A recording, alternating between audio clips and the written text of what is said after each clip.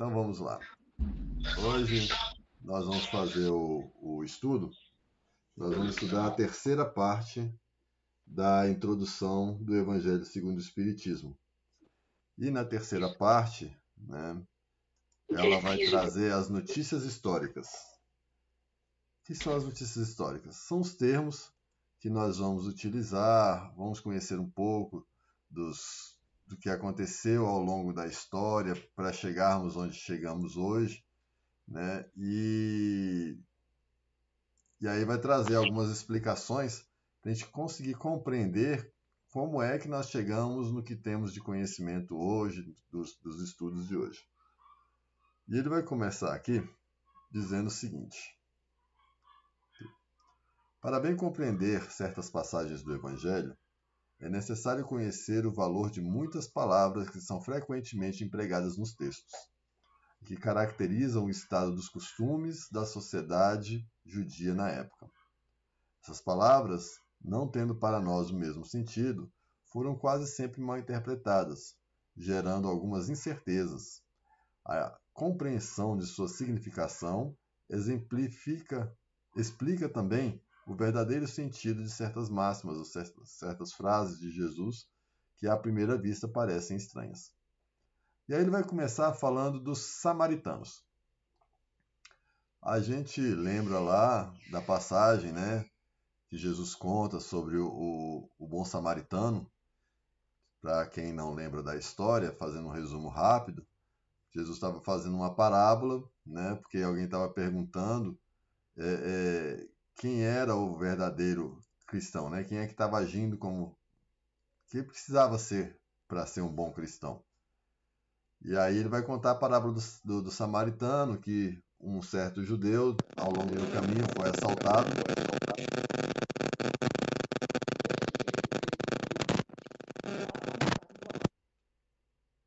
Mas, Camilo, acho que é o seu microfone que está fazendo chiado.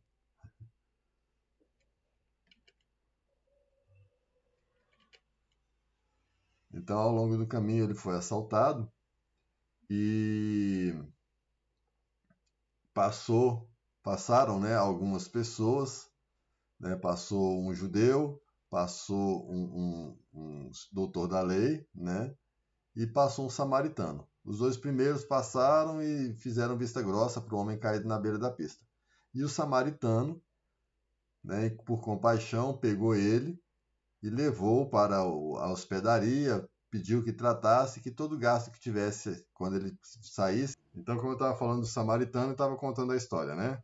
O samaritano, ele era inimigo dos judeus, né? Então, Jesus conta a parábola do samaritano para mostrar que para Deus não tem esse negócio de região, não tem esse negócio de discussão filosófica, né? Que os samaritanos e os judeus tinham ali com relação ao local do templo, ao local do Senhor, né?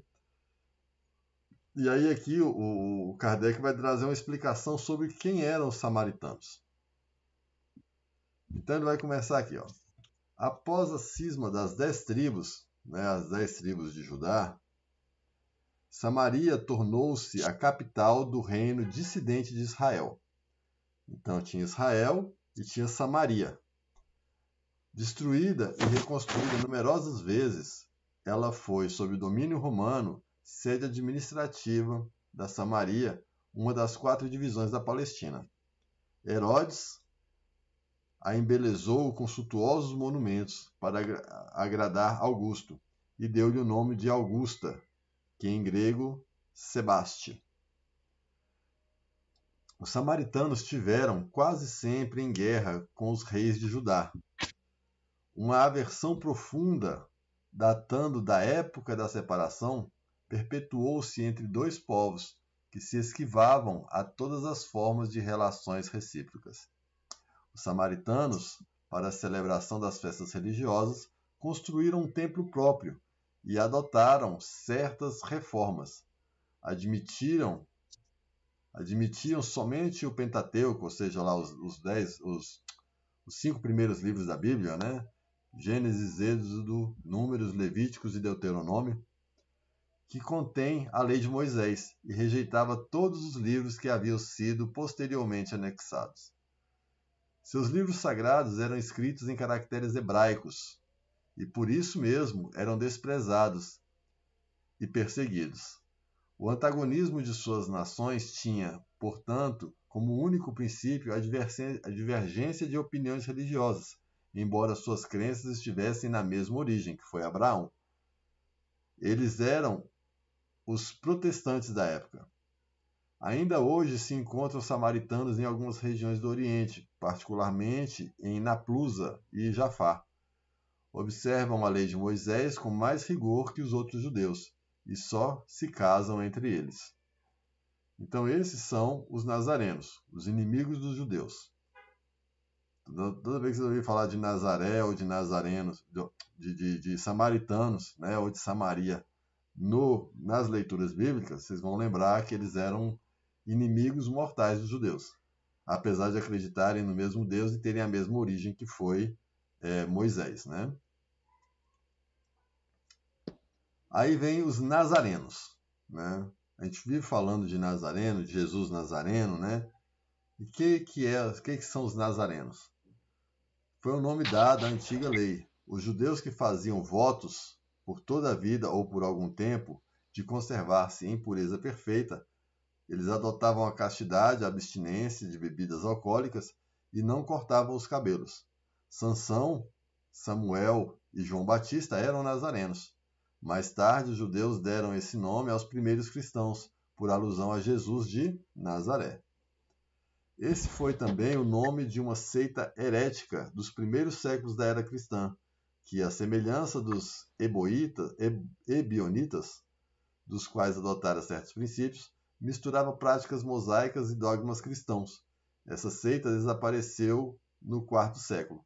Então, Nazareno é o nome daqueles que nascem em Nazaré, é o nome daqueles que depois passou a ser o nome daqueles que seguiam a Jesus, e mais para frente se tornou uma seita baseada no cristianismo, mas também misturando algumas práticas de outras religiões que não eram cristãs da época, né?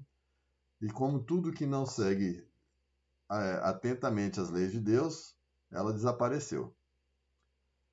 Aí nós vamos falar também muito nos evangelhos sobre os publicanos, né? Os publicanos eram assim chamados na Roma Antiga os cavaleiros arrendatários de taxas, encarregados de cobrança de impostos. Então, os publicanos, quando falar em publicanos, sempre associemos publicanos a cobradores de impostos, né? Assemelhavam-se aos fermier e aos traintans do antigo regime na França, né? E aos que ainda existiam em algumas regiões. Os riscos a que estavam sujeitos faziam que se fechassem os olhos para o seu enriquecimento, que para muitos era produto de cobranças e de lucros escandalosos. Então, o que eram os publicanos? Os publicanos eram judeus que se associaram a Roma, né? E que faziam o papel de cobrar os impostos dos próprios judeus para beneficiar Roma. E como eles mexiam com muito dinheiro, eles sempre tinham a parte deles. Então, normalmente, os publicanos eram ricos, né? Eles eram detentores de grandes fortunas, mas à base de exploração do povo judeu, que era o seu próprio povo. Então, por isso que os judeus odiavam os publicanos, porque eles exploravam o que seria o próprio povo, né? Mateus era um publicano.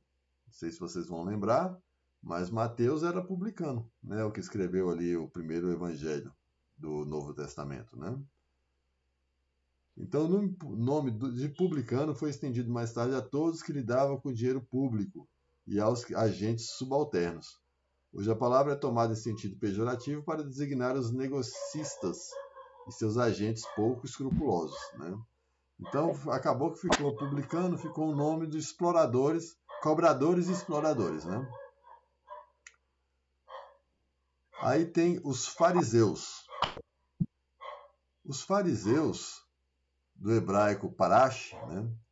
A tradição constituía parte importante da teologia judaica. consistia na reunião das interpretações sucessivas dadas aos trechos da Escritura que haviam transformado em artigos de dogma. Isso era, entre os doutores, motivo de discussões intermináveis, na maioria das vezes, sobre simples questões de palavras ou de formas.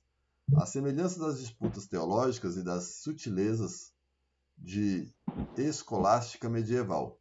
Daí surgiram diferentes seitas, que pretendiam, cada qual, o monopólio da verdade, e, como acontece quase sempre, detestando-se cordialmente entre si.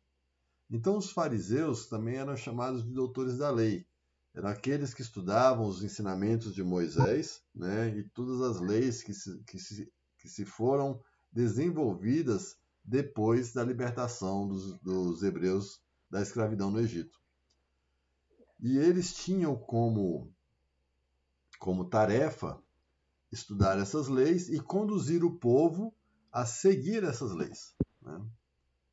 Então, o que ele está dizendo aqui é que, como isso era, cada um começava a ter um entendimento diferente, criou-se algumas ramificações da própria igreja judaica e que tinham esses desentendimentos próprios, né? Natural entre religiões diferentes, né? Ele coloca aqui que entre as seitas, a mais influente era dos fariseus, que tinha Hiliel como chefe, doutor judeu nascido na Babilônia. Sua origem remonta dos anos 180 ou 200 a.C. Os fariseus foram perseguidos em diversas épocas, notadamente sob o domínio hircâneo. Não obstante, como esse último lhe resistiu às honras e os bens, eles recuperaram o poder, conservando-o até a ruína de Jerusalém no ano 70 da era cristã, quando então seu nome desapareceu, em consequência da dispersão dos judeus, né? Então, quando se falar de fariseus, a gente sempre vai entender que são os doutores da lei, ou seja, os estudiosos. E o templo onde eles ficavam, né, porque eles eram, além de líderes religiosos, eles eram a parte judiciária do povo hebreu. Ou seja, eles usavam as leis de Deus e a partir delas usavam para julgar as pessoas. Assim como a gente tem hoje as leis, e aí vai lá no tribunal e o juiz vai dar, baseado na lei, a sentença em relação ao que estiver acontecendo com o réu, eles faziam a mesma coisa, só que a lei deles era a lei judaica, né? Então todo judeu tinha que se submeter a isso quando praticava algum delito, quando recebia alguma bênção de cura, né? Ele tinha que se subordinar a essas leis dos fariseus. E todos que não seguiam essas leis, eles acabavam sendo presos como infratores, né? Os fariseus desempenhavam um papel ativo nas controvérsias religiosas, como eu coloquei, né? Observadores servis das práticas exteriores do culto e das cerimônias tomados por ardorosos proselitismos, inimigos das inovações, afetavam grande severidade de princípios, ou seja, eles tinham o papel de conduzir o povo, mas eles entravam sempre em controvérsias religiosas com outros povos e às vezes até dentro deles mesmos, né, em função dos próprios interesses, eles entravam em confusões, em conflitos internos. Um defendia a lei de um jeito, outro defendia outra lei de outro jeito, e aí não cedia, isso gerava bagunça, gerava discussão, principalmente quando se tinha que aplicar isso a alguma pessoa. E o que aconteceu muito com Jesus, aconteceu muita discussão com Paulo, aconteceu muita discussão com Pedro, né, por causa desses desentendimentos, né, ou entendimentos diferentes da mesma lei. Aí vem os outros chamados escribas. Os escribas é o nome dado a princípio aos secretários dos reis de Judá e a certos intendentes dos exércitos judeus. Mais tarde, essa designação foi aplicada especialmente aos doutores que ensinavam a lei de Moisés e interpretavam para o povo. Eles eram como se fossem os escrivãos dos fariseus. né? Então tinha os fariseus, que eram os estudiosos, e tinha os escribas, que faziam as anotações e passavam isso para o povo, né? Aí lá também a gente vai ouvir falar muito de sinagoga, que a sinagoga é como se fossem as capelas de uma igreja principal, né? Então elas são os tabernáculos dedicados à adoração. Então todas as cidades de Jerusalém tinham a sua sinagoga. Mas uma vez por ano, na época da Páscoa, todos teriam que ir para o templo, né? Então a sinagoga é como se fossem as capelas hoje, né? Ou as igrejas secundárias.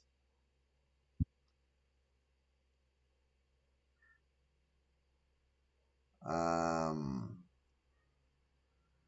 mais à frente, talvez nós vamos ouvir falar também sobre os saduceus e sobre os essênios e também sobre os terapeutas. Os saduceus e os essênios, eles eram como se fossem seitas judias, né?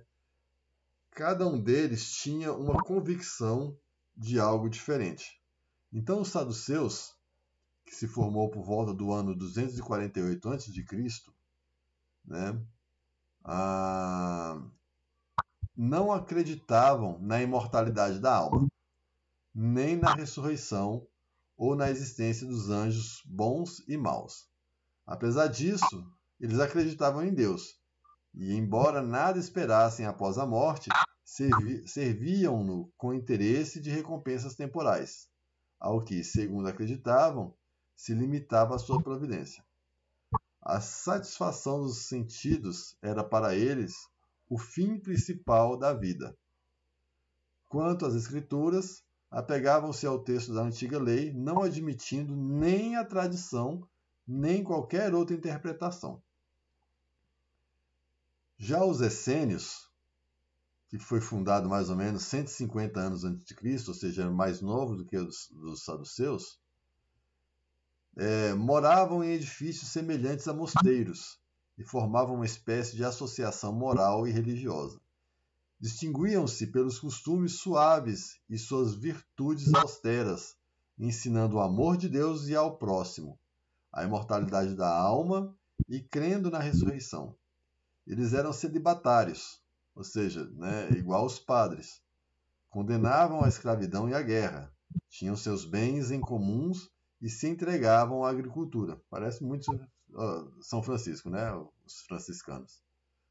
Oposto aos saduceus sensuais, que negavam a imortalidade, e aos fariseus enrijecidos por suas práticas exteriores, para os quais a virtude nada mais era do que a aparência, eles não tomavam nenhuma participação nas disputas dessas duas seitas.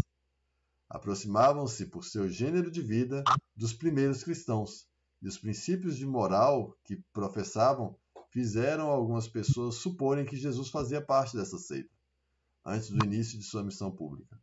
O que é certo é que ele devia conhecê-la, mas nada prova que lhe fosse filiado, e tudo quanto se tem escrito a respeito é hipotético.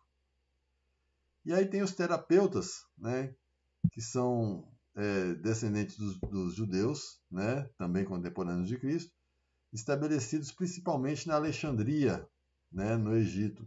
Eles tinham intensas relações com os essênios, cujos princípios professavam, e como eles se davam à prática de todas as virtudes. Eram extremamente frugais na alimentação, ou seja, tinham uma alimentação bem leve, voltados também ao celibato, à contemplação e à vida solitária, constituindo uma verdadeira ordem religiosa. Aí vai falar o nome aqui de algumas pessoas, né, que participaram, e fecha aqui, né, com Eusébio, São Jerônimo e outros pais da igreja pensaram que eles eram cristãos. Quer tenham sido judeus ou cristãos, é evidente que, como os essênios, representavam um traço de união entre judaísmo e cristianismo. Ou seja, eles trabalhavam muito na linha do cristianismo, né? Tanto os essênios quanto os próprios terapeutas. Então, essas palavras, elas são importantes, porque nós vamos falar muito sobre elas ao longo da discussão, né, dos estudos.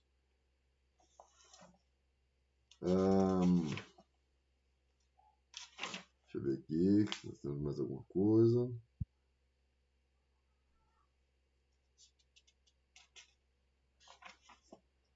Hoje é bem curtinho mesmo. Então, a gente vai fechar aqui. E na próxima semana nós vamos falar sobre Sócrates e Platão como precursores da ideia cristã, né, e do espiritismo. Sócrates e Platão foram dois gregos, né? Platão era discípulo de Sócrates, isso muito antes de Jesus. Deixa eu ver aqui se tem mais ou menos a data aqui. Não tem, mas eu vou trazer esses detalhes depois. Então, eles tinham, né, Sócrates tinha um conceito muito semelhante aos que Jesus ensinou. Porque Sócrates ele era grego e os gregos são politeístas, né, tem vários deuses. Mas Sócrates, por sua vez, acreditava que isso não tinha como ser possível. Então ele já tinha em si o conceito do Deus único. E que Platão também adotou isso na sua trajetória filosófica, né? São dois grandes filósofos da antiguidade que nós vamos estudar, e eles são estudados até hoje, todos os seus princípios são estudados até hoje quando se estuda filosofia, né? Leitura básica de todo mundo que se aventura na filosofia. Tem que conhecer as teorias, né, de Sócrates e de Platão. Platão também deixou registrado, né, antes de sua morte, ele deixou lá na Grécia um templo dedicado ao Deus único, ou ao Deus desconhecido, como está lá, né?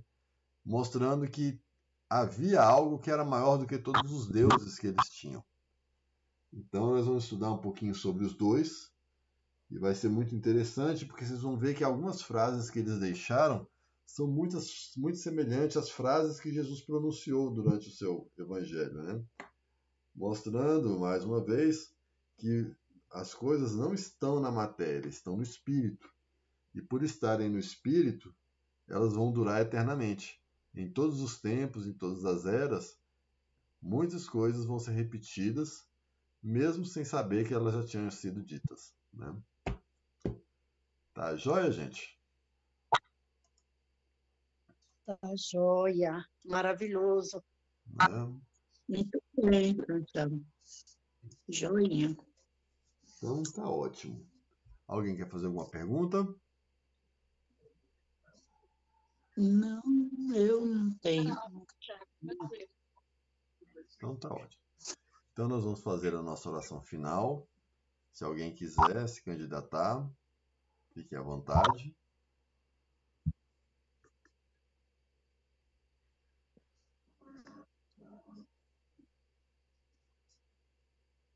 Bom, todo mundo quietinho, então eu mesmo vou fazer. Senhor Deus Pai, amado Mestre Jesus, agradecemos as iluminações aqui recebidas,